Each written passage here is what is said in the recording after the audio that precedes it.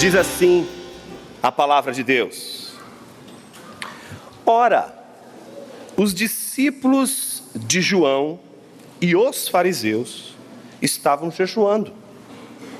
Algumas pessoas foram perguntar a Jesus: por que os discípulos de João e os discípulos dos fariseus jejuam, mas os seus discípulos não jejuam? Jesus respondeu: como podem os convidados para o casamento jejuar enquanto o noivo está com eles? Durante o tempo em que o noivo estiver presente, não podem jejuar. No entanto, virão dias em que o noivo lhes será tirado, e então, naquele dia, eles vão jejuar. Ninguém costura um remendo de pano novo em roupa velha, porque o remendo novo tira um pedaço da roupa velha e o buraco fica ainda maior. Ninguém põe vinho novo em odres velhos, porque se fizer isso, o vinho romperá os odres, e se perdem tanto o vinho como os odres. Mas põe-se vinho novo em odres novos. Oremos. Pai querido, fala o nosso coração através de Tua palavra e nos oriente para a vida, Senhor. Nos oriente para vivermos a vida que nós não sabemos viver. Nos ensina a viver, Senhor, a contar os nossos dias com a graça e a misericórdia do Senhor, sempre derramadas sobre nossa mente e nosso coração. Contamos com Teu Espírito nesta manhã para nos guiar pelas Sagradas Escrituras. Essa é a nossa oração sempre. E fazemos isso no nome daquele que deu a sua vida por nós, morreu, ressuscitou, subiu aos céus e um dia virá com glória. E esse é o dia que nós mais esperamos. No nome deste esperado, Jesus o Cristo, oramos. Amém. Reformar e criar são coisas diferentes. É claro que quando eu entro nessa seara, o pessoal de estética, o pessoal de design, o pessoal de artes, com justiça vai dizer: depende, Jonas. Cada um estabelece critérios de reforma e de criação que vão obedecer a estes critérios. Realmente, aquilo que a gente chama de reforma depende do critério pelo qual usamos para definir reforma. Aquilo que dizemos ser criação depende do critério que usamos para determinar o que é o ato de criar. Portanto, vamos partir de um critério para definir reformar e criar. Reformar e criar são coisas diferentes, bem diferentes. Ambas são novas, porém são novidades diferentes. Uma é o mesmo, mais novo. A outra é o novo, que não é o mesmo. É diferente reformar uma casa, pensando em restaurar a casa. Então você troca o velho pelo novo. A casa permanece a mesma, mas ela agora está em novidade.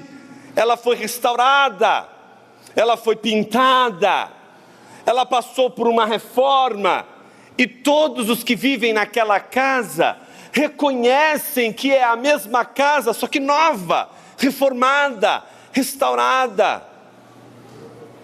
São como as catedrais. Boa parte das catedrais europeias que na guerra foram destruídas e foram restauradas, reformadas. Muitos pedaços, muitos tijolos, muitas pedras que foram ali recolocadas não são as pedras originais. O que mais vai te assombrar se um dia você visitar Israel é descobrir que boa parte dos grandes monumentos Nós só encontramos pedras muito recentes, as pedras mais antigas que sempre ficam para baixo, que são as mais escuras, iguais a elas não existem mais, porque elas foram totalmente destruídas. O que a gente tem são pedras novas que foram colocadas no lugar das pedras velhas, e aí a gente reconhece que a arquitetura permaneceu, não é? A forma permanece, mas a pedra é nova. Se você tiver a oportunidade de visitar Colônia, você vai ver no centro de Colônia, logo quando você sai da estação de trem, você vai ver a maior de todas as catedrais na Alemanha, que é a famosa Catedral de Colônia com os seus 155 degraus. Você vai observar aquela catedral que permaneceu intacta, quase intacta depois do bombardeio. Mas vários pedaços da igreja, várias partes daquela arquitetura belíssima, barroca, ela foi avariada pela guerra, pelos bombardeios. Então você vai ver as pedras originais, mas você vai ver também as pedras novas. Mas permanece o mesmo. Você tem ali restauradores, pessoas que são artistas da restauração, estão restaurando uma forma que foi destruída. Do outro lado, nós podemos ter uma casa nova, que pode ser completamente nova. Ela não é a mesma casa. As pessoas mexeram na estrutura. O lugar é o mesmo, a grama do jardim é a mesma, mas a casa foi totalmente reestruturada, totalmente remodelada, de uma tal forma que as pessoas que moram naquela casa sabem que é o mesmo lugar, sabem que estão na mesma posição, mas parece que estão numa outra casa, num outro lugar, num outro ambiente, porque criou-se uma forma nova. Pode-se ter usado elementos da casa anterior, pode-se ter usado elementos, partes, estruturas da casa anterior, mas essa reconstrução, ela é feita de uma maneira tão criativa, que ela não mantém a forma, as pessoas não reconhecem, não é a mesma casa, ela é diferente, ela é de fato uma casa nova. O sermão de hoje vai falar sobre isso, sobre a maneira pela qual Deus restaura todas as coisas, como Deus reforma, se Ele reforma, como Deus cria, recria, se Ele cria e recria. No sermão anterior, por exemplo, nós temos uma cena belíssima, mas que vem acompanhada, apesar da mesa de pecadores, daquela que seria a segunda investida destes novos inimigos de Jesus que apareceram no cenário de Marcos, que são os fariseus. Primeiro, eles aparecem apenas pensando, contradizendo, escandalizados, porque Jesus havia perdoado os pecados de um homem enfermo. Na sequência, eles manifestam a rejeição de Jesus, questionando o fato de Jesus, junto com seus discípulos, sentarem-se à mesa para comer com publicanos e pecadores. Mas agora nós vamos ver uma terceira investida, uma crescida, nessa escalada da perseguição que começa contra Jesus por conta dos fariseus. O texto que nós acabamos de ler nos mostra a terceira investida. Se a primeira foi porque Jesus perdoava pecados, se a segunda foi porque Ele comia com pecadores, a terceira é porque Ele não jejua, porque os seus discípulos não jejuam. Ou seja, mais uma vez, vamos lidar com comida hoje. Se é porque come, está errado. Se é porque não come, também está errado. Afinal de contas, o que Marcos quer nos ensinar com um episódio que mostra Jesus comendo com os discípulos e ao mesmo tempo contrastando com discípulos que não comem, discípulos que jejuam? Qual o papel do jejum na vida destes homens que estão criticando a Jesus? E o que isto tudo tem a ver com reforma e criação. Para a gente entender tudo isso, nós precisamos olhar o texto que nós acabamos de ler a partir de dois prismas desiguais. O primeiro está apenas no versículo 18, que é o prisma de uma pergunta capciosa. Sabe aquela pergunta que não é simplesmente uma pergunta de esclarecimento? Todo mundo aqui já vivenciou uma experiência em sala de aula, em que existem aquelas perguntas que são perguntas de esclarecimento, e são aquelas perguntas capciosas, aquelas perguntas que alguns dos alunos fazem porque quer de alguma forma ou afrontar, ou colocar o professor, aquele que está ensinando, numa saia justa, numa situação delicada. Existem pessoas que fazem isso, não é? Elas fazem perguntas não para um esclarecimento, elas até sabem a resposta. Tampouco se trata de uma pergunta retórica, que é aquela em que a pessoa simplesmente faz a pergunta, sabendo que o outro já sabe a resposta e no fim das contas ele só quer afirmar alguma coisa. Não, se trata de uma pergunta capciosa. É aquela pergunta que é feita, digamos assim, para desestabilizar quem está ensinando, quem está falando, quem está, portanto, dando as orientações. Isso é muito comum. E é sobre isso que a gente vai ver o versículo 18 falar. Sobre uma pergunta capciosa. Jesus também teve de lidar com os capciosos. A outra parte, o outro prisma que nós devemos ler é todo o restante do texto, que vai do versículo 19 a 22, que é a resposta genial. As perguntas capciosas, elas não podem ser respondidas na base da agressão, porque a vontade que você tem, quando o aluno faz esse tipo de pergunta, é você pegar a cadeira que você está sentado, jogar lá de cima, para matar e levar aquele indivíduo logo para o inferno. Leva essa criatura horrenda das trevas da minha sala de aula, Senhor. Não é? Então, a gente resolve na pancadaria. Mas vejam, um professor genial não faz isso. Ele dá uma resposta genial. Para as perguntas capciosas, a maior resposta é a genialidade do mestre. Nenhum capcioso suporta a genialidade de um mestre. Nenhuma pergunta capciosa suporta a inteligência, a destreza, o preparo, a mansidão e a genialidade de um mestre. E é isso que a gente vai ver, Jesus ensinando você a não agredir o coleguinha quando ele faz perguntas capciosas. Tá certo? Comecemos com a pergunta capciosa. Apenas uma análise do versículo 18. Quero chamar a sua atenção para o fato de que a cena anterior é a de Jesus sentado à mesa comendo com publicanos e pecadores. E Marcos desenhou para a gente, como vimos na semana passada, essa mesa. Ele pintou para a gente essa mesa, vocês lembram? De um lado está Jesus, sozinho? Não, Jesus e os seus discípulos. Do outro lado da mesa, publicanos e pecadores. E eles estão comendo juntos. Agora o que Marcos faz, neste quadro que ele pinta para a gente, apresenta mais dois grupos de discípulos.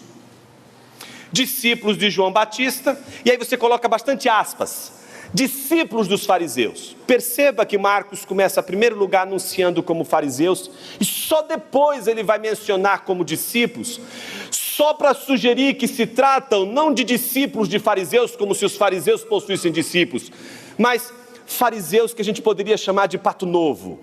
Sabe o fariseuzinho? Aquele que se tornou fariseu agora, recente. Os primeiros fariseus. É fariseu de primeira viagem. É o fariseu que está começando a carreira do farisaísmo. Sabe? É aquele que está chegando ainda no início do movimento farisaico. Certo? Então nós temos esses dois grupos, os discípulos de João Batista e estes fariseus que estão começando agora. E em geral, quando a gente começa, o que a gente faz? A gente quer mostrar muito serviço, né? Então esses fariseus, eles querem mostrar serviço, querem mostrar trabalho. Então esse é o grupo que Marcos oferece para a gente no versículo 18. Ora, os discípulos de João e os fariseus estavam jejuando. Olha como ele quebra a cena. Jesus está comendo com publicanos e pecadores e de repente dois grupos, discípulos de João Batista e discípulos dos fariseus, né? Eles estão jejuando. Nós estamos, portanto, diante de um contraste. Enquanto alguns estão comendo, outros estão jejuando. Enquanto uns estão comendo sentados à mesa com publicanos e pecadores, outros estão fora da mesa, sem se misturar com publicanos e pecadores. A segunda informação que o versículo 18 nos oferece é de que algumas pessoas foram perguntar a Jesus. Então, o que Marcos está mostrando? Que estes dois grupos não passavam despercebidos com relação ao jejum. Sabe o que é uma pessoa discreta? Você nem sabe que ela está jejuando, certo? Uma pessoa discreta é um santo que você nem sabe que ora. É uma pessoa discreta. Ela é uma pessoa que você não consegue decifrar essa pessoa porque ela é discreta. É diferente de uma pessoa espalhafatosa que quer mostrar mesmo que sabe, que quer mostrar mesmo que conhece, que quer mostrar as suas vísceras, quer mostrar seu peito aberto, quer mostrar que jejua, quer mostrar que é piedoso, quer mostrar que é crente. Sabe quando você encontra um evangélico querendo mostrar que é evangélico e ele nem precisava, porque só a primeira frase que ele abre a boca para falar já sabe que é um evangélico? Sabe? Essa coisa que você abre a boca, fala, e você quer já mostrar tudo e mostrar que você chegou, e não tem como você ver nenhuma cifra, nada ali, não tem descrição nenhuma. Eles não podem passar despercebidos. Qualquer pessoa sabe que os discípulos de João Batista e aqueles fariseuzinhos, que eles estão em jejum.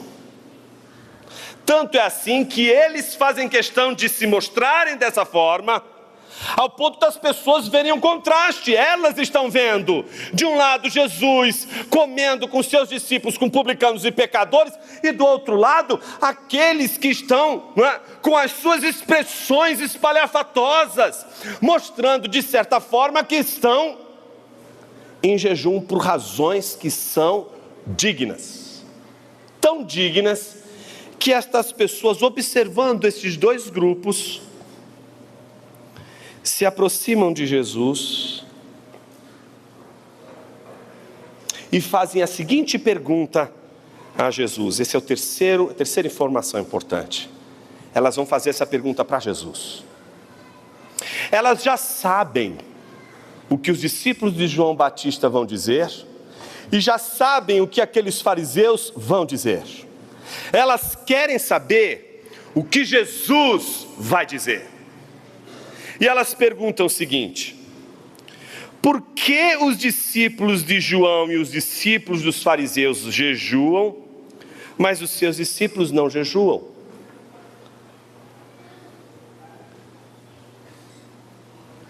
Por que eles não estão seguindo o mesmo padrão? Por que eles não estão seguindo o mesmo exemplo? Eles não tinham que também jejuar? Ora, por que essas pessoas estão fazendo esse tipo de pergunta? Porque elas estão identificando movimentos de reforma do judaísmo claramente visíveis. Eles estão querendo reformar o judaísmo de sua época, estão querendo reformar a religiosidade de seu contexto, e Jesus aparece para essas pessoas como mais um reformador, mais um que, como João Batista e os fariseus, vai apresentar uma reforma do judaísmo. E o que há de comum com todos aqueles que querem reformar a religião? Eles são espalhafatosos, a começar pelo jejum. Eles apresentam no jejum, nessa experiência, nessa vivência da privação da alimentação, algo em comum. Eles são diferentes. Não dá para se confundir um fariseu com um discípulo de João Batista. Eles são diferentes. Mas se há algo em comum entre eles, é que ambos jejuam. E se ambos são reformadores, por que Jesus, seus discípulos, não estão fazendo a mesma coisa? Eu sei que o Senhor é diferente dos fariseus e dos escribas, e também dos discípulos de João Batista, mas se o Senhor é diferente, e eles também são diferentes entre si, mas jejuam, por que o Senhor não jejua? Porque o Senhor não nos dá uma demonstração, porque o Senhor não nos dá um sinal de espiritualidade, de santidade, de vida piedosa, como os discípulos de João Batista dão, como os discípulos dos fariseus dão. Pelo contrário, o exemplo que os seus discípulos estão dando é o contrário do que os discípulos de João Batista e dos fariseus orientariam. Ao invés de sentar-se com publicanos e pecadores, eles estão preocupados com a causa do judaísmo. Eles estão preocupados com os crentes que precisam ser reformados, com a espiritualidade de uma religião que precisa ser reformada. Porque os seus discípulos não estão preocupados com a reforma da religião, e mais do que isso, estão contrários àqueles que estão preocupados com a reforma. Estão preocupados justamente em fazer o contrário, em comer com publicanos e pecadores. Percebem a capciosidade da pergunta? Se você ainda não percebeu, note que Jesus está do lado, é colocado diante de dois grupos, que ele não pode dizer que eles são iguais. Ele não pode ter uma relação com os discípulos de João Batista que seria a mesma com a relação que tem os fariseus. Então Jesus não pode colocar os dois no mesmo saco e dizer assim: é tudo farinha do mesmo saco. Ele precisa, portanto, dar uma resposta a essa pergunta, que ao mesmo tempo mostre as razões pelas quais os seus discípulos estão comendo, e mantenha a diferença tanto em relação aos dois, no que diz respeito ao que ele veio fazer, quanto ao seu comportamento, quanto ao seu jeito de viver no mundo. Então, como é que Jesus vai lidar com isso? Antes, a gente precisa notar que, apesar do povo dizer eles jejuam e os seus discípulos não, a gente só percebe a genialidade de Jesus quando a gente descobre que não são o mesmo jejum. Que o jejum dos discípulos de João Batista não é pela mesma razão do jejum que os fariseus jejuavam. Então eles estão colocando a questão como se ela fosse a mesma, quando na verdade existem distinções ali. Por exemplo, o jejum dos discípulos de João Batista é um jejum escatológico. Eles estão diante de um luto. Que luto é esse que provoca o jejum, que provoca a privação do alimento? O juízo de Deus que está para chegar e a vinda iminente do Messias. É preciso que essa comunidade que segue João Batista lamente profundamente com o jejum o juízo que a vinda do Messias trará sobre a nação. Então eles estão jejuando como uma espécie de tristeza, de lamentação pela ira vindoura. Do outro lado, nós encontramos um jejum cerimonial. Eles estão estabelecendo um jejum cerimonial que seria uma espécie de expressão de piedade. Eles não estão jejuando por causa da ira vindoura, eles não estão jejuando porque eles estão lamentando uma tragédia, eles estão jejuando porque o jejum, enquanto uma cerimônia, expressa piedade.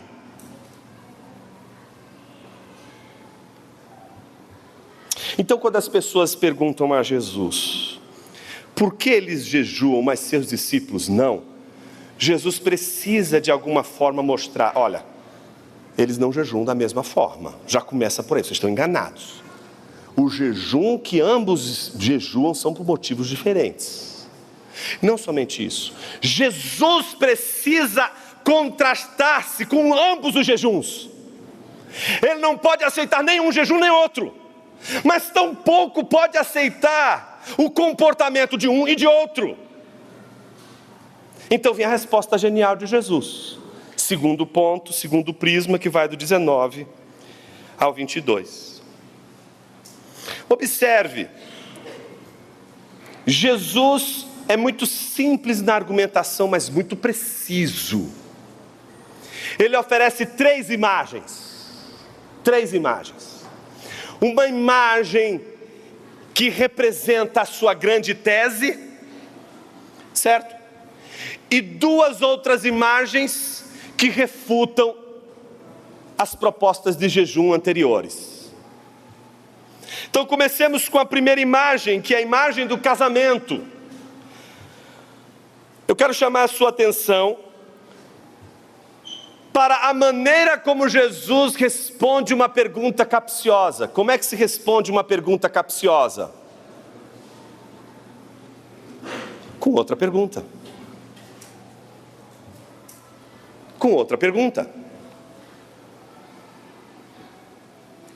Jesus responde começando com uma pergunta.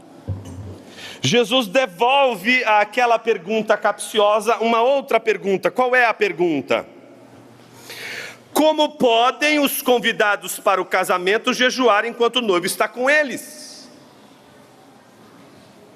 Então Jesus oferece um argumento ad absurdum, que vai revelar o absurdo de uma pessoa que foi convidada para uma festa e que, olha, eu vou comer à vontade toda semana, vou para a churrascaria na sexta, vou tomar um café colonial no sábado de manhã, e meio-dia eu vou entrar em jejum porque é o almoço mais importante da minha família. É isso que Jesus está mostrando. A contradição presente nessa maneira de se comportar diante de uma festa chamada casamento. O casamento está acontecendo. E o que mais se celebra num casamento? Comida e bebida. Se existe uma coisa que crente assimilou bem no discipulado bíblico, é comida e bebida, irmãos. Tudo que a gente faz, a gente come e bebe. É impressionante. Vai fazer culto, no final tem que ter um cafezinho. Vai fazer intervalo de seminário, tem que ter um cafezinho. Vai fazer pequeno grupo, é aquele negócio, parece que é o jantar, não é? Tudo que a gente faz comendo e bebendo, porque é assim o reino de Deus. O reino de Deus é a história de como pessoas perdidas são chamadas para uma mesa. E todas as vezes que é chamado para uma mesa, se celebra. É o pastor que vai atrás da ovelha perdida, deixando as 99 no campo, e quando acha, fica feliz da vida. E o que ele faz quando ele volta com a ovelha perdida? Dá uma festa, e quando se tem festa, bota o som, vamos cantar, vamos dançar, vamos comer, vamos beber, é isso. Temos uma razão para comer e beber. Aí vem a mulher que tinha 10 moedinhas de R$1. Imagina, 10 moedinhas de R$1. Aí ela vai fazer a conta e, meu Deus, está faltando uma moedinha de R$1. Ela fica desesperada. Talvez o seu nível financeiro não seja para tanto. Talvez você diga assim, não vou me desesperar por R$1. Mas aquela mulher se desesperou tanto que ela não fez outra coisa no dia senão procurar a maldita da moedinha de R$1. E ela é tão doida, ela é a mulher mais doida da Bíblia. Ela é a mulher mais louca que a Bíblia vai revelar na sua frente. Que ela vai achar essa porcaria da moeda de R$1 e sabe o que ela vai fazer? Vai dar uma festa, vai gastar os R$9 para dar uma festa, para convidar toda a vizinhança. para comer e beber. Achei a minha moedinha de R$1. E você vai falar: meu Deus, por que você vai dar uma festa para uma moedinha de R$1? É aí que está o seu farisaísmo. Você só faz festa quando você é a pessoa importante da festa. A festa do farisaísmo, ela é sempre uma festa que é celebrada inclusivamente. O fariseu não consegue celebrar uma festa alheia. O fariseu não consegue celebrar, comer, beber, se alegrar com a alegria do outro, com a vitória do outro, com a bênção do outro. Por isso ele vai jejuar no dia da sua festa. Tem 2 meninos. O pai resolve dar herança de uma vez por todas para os 2, porque o menino, que é o chamado filho mais moço, como a gente diz, não o irmão mais novo, mas o filho mais moço, ele chega para o pai pedindo a sua parte de herança. E o pai o que faz? Como ele é um descendente de Abraão, Isaque e Jacó, e conhecendo a história de Jacó, ele faz a repartição como costume. A maior parte da herança vai para o filho mais velho, não para o filho mais novo. Quem recebe mais grana não é o mais moço, é o mais velho. Ele é o primogênito, ele vai receber a maior parte na herança. Faz a repartição dos haveres, o moleque vai lá, dá a sua vida, não é, de maneira totalmente pródiga, não é? Gasta tudo, vive de maneira dissoluta, não é? Volta arrebentado. E em vez de ser um irmão recebendo outro irmão, como um dia a Bíblia contou a história de um Jacó com tanto medo de encontrar com o irmão mais velho que queria matá-lo, que para abreviar o caminho e para talvez amansar a fera, mandou um monte de presentes, roupas novas, tudo do bom e do melhor, para que pudesse de alguma forma acalmar os nervos do irmão mais velho.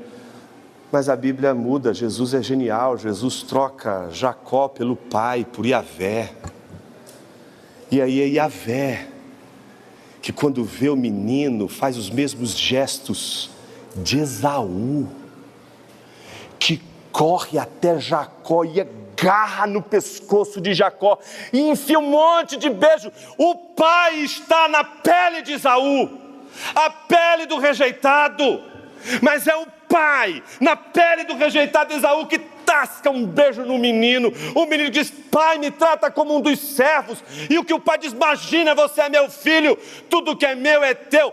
Vamos dar uma festa, porque o meu filho estava perdido e foi encontrado. E teve festa na casa do pai. Som lá na última, o cheiro do churrasco do novilho estava assim, ó, daquele jeito, não é? Gostoso, aquele cheiro que sabe, aquela picanha gostosinha que cheira de longe. E aí o irmão mais velho: como assim? O que está acontecendo hoje aqui? Ah, está rolando uma festa. O que aconteceu? Seu pai deu uma festa para o seu irmão, que fez tudo o que fez. O menino, que ele faz? Como todo fariseu faz: não se senta à mesa, não vai participar da festa dos pecadores encontrados, dos perdidos, salvos pela graça e misericórdia de Jesus. Fariseu tem alergia a comida, bebida e festa. Fariseu é ressentido. Fariseu não consegue ver a graça de Deus na vida das pessoas desgraçadas. Ele só quer desgraça, só quer ver as pessoas desgraçando. E quando as pessoas estiverem mais desgraçadas, aí sim, vamos encerrar o jejum e vamos fazer festa, porque a igreja está desgraçada, os homens estão desgraçados, ninguém é mais feliz do que a gente. Agora a gente tem motivo para celebrar. O fariseu inverte as ordens, ele não celebra a restauração, ele não celebra a criação. Mas o pai está preocupado com ele, sente a ausência na festa do irmão e vai atrás do filho mais velho e diz assim: meu filho, por que você não está sentado aqui à mesa com seu irmão? Poxa, pai, eu trabalho com o senhor há tanto tempo, já começa aí, né? E o senhor nunca me deixou não é? Fazer uma festa. Se você nunca parou para analisar esse texto de maneira detida, você nunca deve ter percebido a declaração de exclusão que esse menino mais velho faz do pai. Quando ele diz assim: o Senhor nunca me deu para que eu pudesse fazer uma festa, é uma festa que estivesse todo mundo menos o Senhor. É uma festa com meus amigos, uma festa com as pessoas que me interessam, uma festa com as pessoas que eu quero que estejam na minha festa, pessoas que eu admito que são aquelas únicas pessoas que podem de fato ser consideradas dignas da minha festa. Aquele filho mais velho, ele já tinha tudo, ele tinha muito mais do que o irmão mais moço. O pai olha para o menino e diz assim: meu filho, tudo que é meu é teu. Se você quisesse fazer tudo que seu irmão mais novo fez, seu filho mais moço fez, você teria feito, você poderia fazer. E é interessante porque Jesus conta essas 3 parábolas justamente em Lucas 15, quando ele também se encontra sentado à mesa com publicanos e pecadores. Porque fariseus têm dificuldade de ver publicanos e pecadores na mesa do Senhor. Onde está o problema? Observe que Jesus começa com a imagem de um casamento, a imagem de uma festa. E o noivo está presente. Há uma razão para festejar, assim como havia uma razão para festejar aquele pastor com seus amigos, que era a ovelha perdida, aquela mulher com a dracma perdida, e o pai, porque tinha o filho mais moço se perdido e agora estava reencontrado, ele tinha uma razão para festejar. Os discípulos de Jesus tinham uma razão para festejar. E qual é a razão que os discípulos tinham para festejar? Não era o fato de que Jesus tinha, de alguma forma, salvo os publicanos e pecadores meramente. Mas a razão pela qual eles tinham para festejar é porque o noivo Jesus está com eles. Se Jesus está presente, se Jesus não está ausente, não há outra razão para festa e alegria em nossos corações. É a presença do noivo que faz com que haja razão para celebrarmos a vida inteira. Mesmo no inferno da vida que vivemos, mesmo nos momentos mais terríveis, se Jesus está presente em nossa vida, temos uma razão para festejar. Eu não estou dizendo que você tem de festejar, eu estou dizendo que você tem uma razão para festejar. Você pode não querer festejar, você pode decidir não festejar, mas você não pode dizer que não tem uma razão para festejar. Jesus é a razão para a nossa festa, seja em dias bons, em dias maus, sejam em dias de luz, sejam em dias de trevas, seja em quaisquer circunstâncias. Se Jesus está presente, temos uma razão para festejar.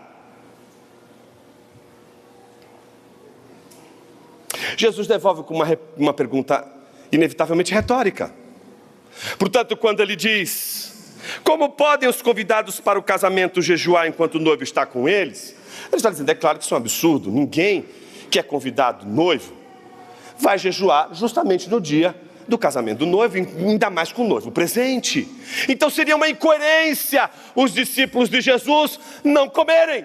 Ou seja, Jesus está logo de cara dizendo: eles estão sendo coerentes, eles estão diante do noivo, e por isso eles têm razão para comer, eles têm razão para festejar, eles estão diante do noivo. Mas e se o noivo não está mais presente? E se o noivo vai embora? E se o noivo é tirado? Aí os discípulos têm razão para se entristecer. Aí os discípulos têm razão para o luto. Aí os discípulos têm uma razão para o jejum. Aí os discípulos têm uma razão para não comer. Aquele que nós acreditávamos ser o enviado de Deus, na verdade nós achávamos que era, mas ele não é. Então Jesus partiu o pão, e quando eles viram e reconheceram Jesus pelo partir do pão, eles já não mais viram Jesus, mas sabiam que Jesus não estava morto, que Jesus estava vivo, e voltaram a se reunir e fazer novamente festa. Observe o que Jesus vai dizer na sequência: no entanto, virão dias em que o noivo lhe será tirado. Jesus anuncia: vocês estão vendo os meus discípulos comerem e beberem comigo, vocês estão vendo a festa que eles fazem comigo, mas haverá um dia em que vocês verão lágrimas nos olhos desses discípulos.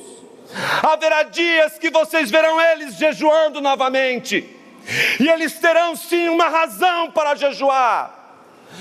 O filho, o noivo, lhe será removido, o noivo lhe será tirado. É o funeral dos discípulos. Há uma razão para jejuar, há uma razão para não comer, há uma razão, portanto, para não festejar. Versículo 21.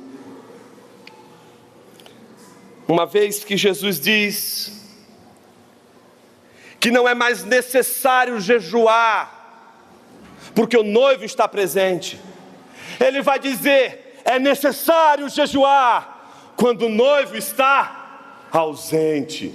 Jesus não está negando o jejum, Jesus não está dizendo que não é certo jejuar, Jesus só está dizendo que o jejum tem de ter uma razão. E Jesus está dizendo: eles não têm uma razão agora para jejuar, mas um dia vocês verão os meus discípulos jejuarem. Como Jesus termina? Com duas imagens. A primeira imagem é a do pano novo em roupa velha. Não tem como a gente não lembrar de João Batista, né? Das roupas que ele vestia, das vestes que ele vestia, e os seus discípulos também se vestem como João Batista. E eles sabem muito bem que quando você pega uma roupa velha e tenta remendar com algo novo, o que vai acontecer? Vai rasgar, não vai dar certo. Aquela nova estrutura é incompatível com a velha estrutura. Não dá para ter festa nessa estrutura. Não dá para você fazer remendo aqui, porque essa estrutura velha não suporta a estrutura nova. Por outro lado, a imagem do vinho novo e do odre velho também faz menção aos fariseus, que por sua vez estão preocupados com a expressão da piedade, a expressão da religiosidade. E o odre, que é uma bolsa de couro, quando você olha para ela, você não consegue saber a diferença entre um odre velho e um odre novo. Se você olhar por fora, são odres. Você descobre que se trata de um odre velho, ou porque uma pessoa falou: olha, esse odre é velho, ou porque você, não sabendo, coloca o vinho novo. E o que acontece quando você coloca o vinho novo? Não vai demorar muito, mas vai começar a pingar o vinho do odre. Daquela bolsa de couro vai começar a pingar o vinho, vai romper aquele vinho e vai estragar tanto o odre velho como o vinho novo. Por isso não se pode colocar vinho novo em odre velho, porque quando você coloca vinho novo em odre velho, os dois são estragados. Vinho novo tem que estar num odre novo. Ambas as imagens que Jesus traz, a sua a argumentação e a sua resposta genial à pergunta capciosa das pessoas que estavam ali acompanhando os discípulos de João Batista e os fariseus, revelam que Jesus não era um reformador do judaísmo. A restauração de Jesus, a coisa nova que ele faz, inteiramente nova que ele faz, é como o seu corpo ressurreto. Não elimina as chagas, não elimina as marcas da cruz, mas ao mesmo tempo é tão diferente, é tão novo. Por isso a ressurreição do corpo de Jesus representa a nossa mais importante fé. Porque as chagas naquele corpo que é tão novo, que é diferente de tudo que a gente viu, mas ainda marca que é o mesmo corpo. Será o seu corpo glorificado, será o seu corpo transformado, mas será este corpo. A reforma de Jesus não é apenas a restauração de algo para que ele permaneça o que foi, mas mesmo sendo o que foi, ele vai ser inteiramente novo. E é isso que a gente não suporta, o paradoxo da renovação espiritual que Jesus veio fazer no mundo. Jesus não veio fazer o que João Batista e os fariseus fizeram. Jesus não veio restaurar o judaísmo, ele veio estabelecer as bases da nova criação. Ele não veio restaurar no sentido de manter o antigo regime, mas tampouco de jogar todo o antigo regime fora e estabelecer um novo regime. Não, Jesus veio transformar todas as coisas, porque ele é criador e ele consegue fazer as coisas mais extraordinárias, como por exemplo transformar água em vinho, transformar pedra em pão, transformar um corpo de morte num corpo de eternidade, num cosmo completamente desordenado por causa do pecado, completamente restaurado por causa da bênção, da graça, da redenção realizada por Jesus na cruz do Calvário. Jesus não vai reformar, Jesus não vai realizar algo inteiramente novo, sem nenhuma relação com o que ele já fez. Jesus vai fazer algo novo, a partir do velho, mas sem misturar o novo com o velho, sem manter o novo e o velho. Por isso que não dá para você olhar para o Antigo Testamento e se satisfazer com o Antigo Testamento. Você precisa do Antigo Testamento para entender o Novo, e você precisa do Novo para saber que não é só o Antigo, é também algo extraordinário que Deus fez através de seu Filho. Por isso, não aceite uma Bíblia pela metade, não aceite Antigo ou Novo Testamento, é Antigo e o Novo, mas saiba reconhecer que a obra de Jesus caducou tantas coisas, porque ele não é um outro Moisés, não é um outro Josué, não é um outro Elias. O que as pessoas dizem que eu sou? Uns dizem que o Senhor é Elias, uns dizem que o Senhor inclusive é o João Batista. E vocês? Quem vocês dizem que eu sou? Então Pedro lhe diz: tu és o Cristo, o Filho do Deus vivo. A diferença entre reforma e criação, ela sempre vai ficar martelando na nossa cabeça. Jesus não quer restaurar alguma coisa velha para permanecer o que era antes.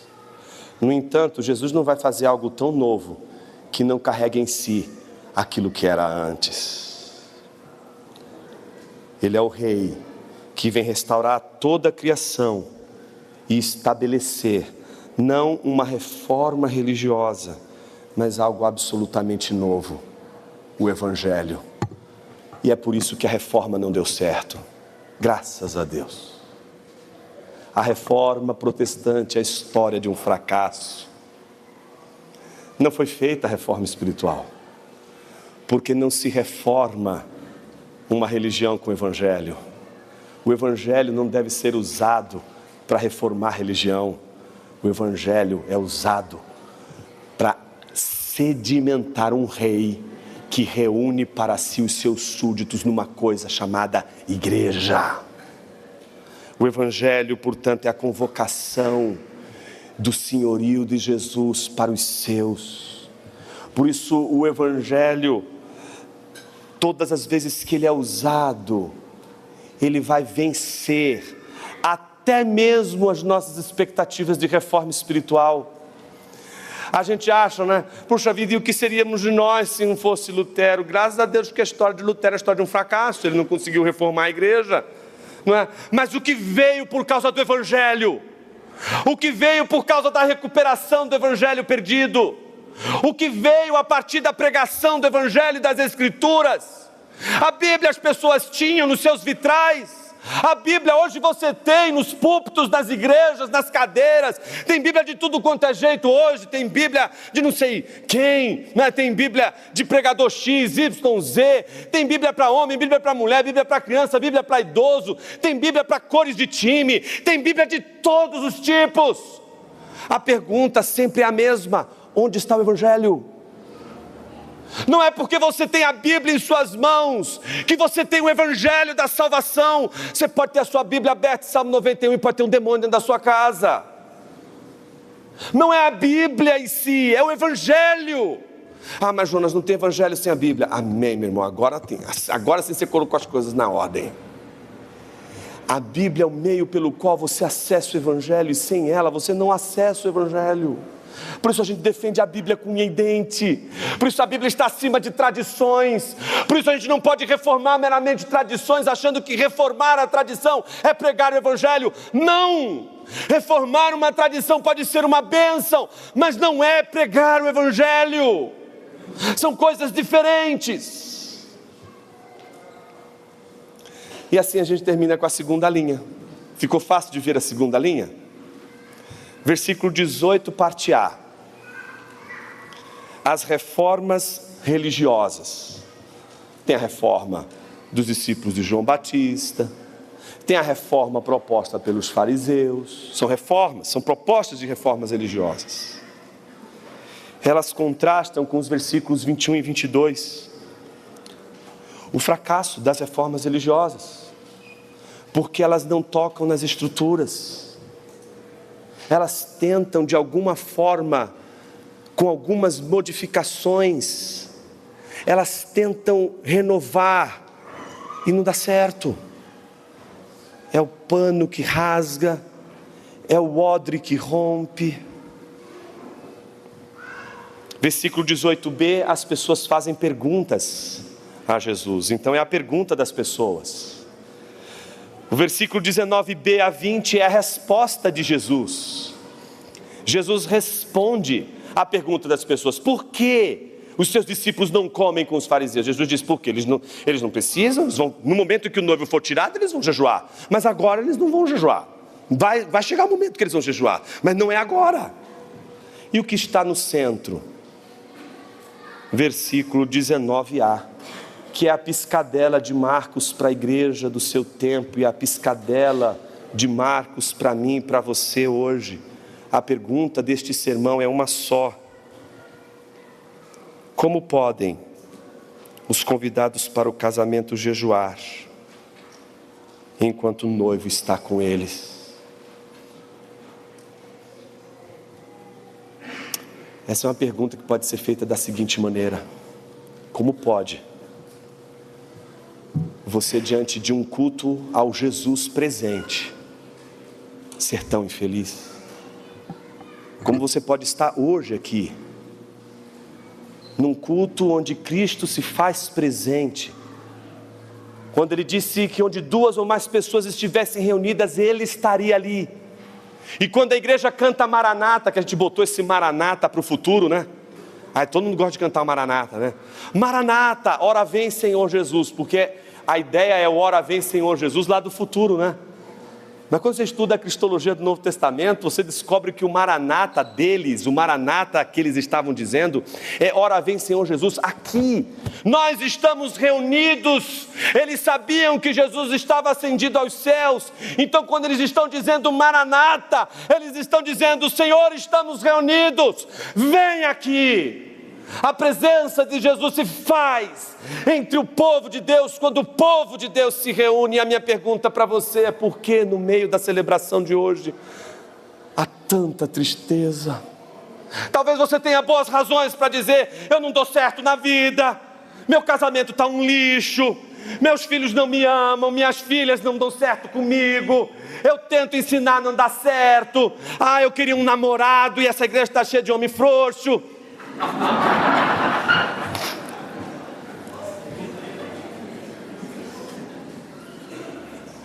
A risada parece um sintoma.